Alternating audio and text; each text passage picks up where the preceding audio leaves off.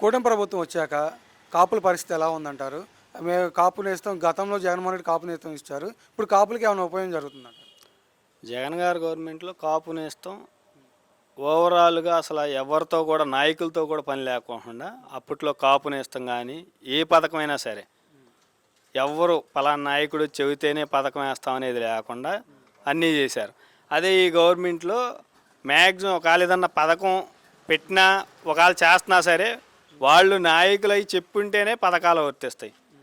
కాపు నేస్తం చేస్తాం, కాపులకి లేకపోతే సంక్షేమానికి అమౌంట్లు ఇస్తామన్నా ఇంతవరకు ఎక్కడన్నా నయా పైసా ఇచ్చినట్టుగా జీవో ఇవ్వమనండి చాలు.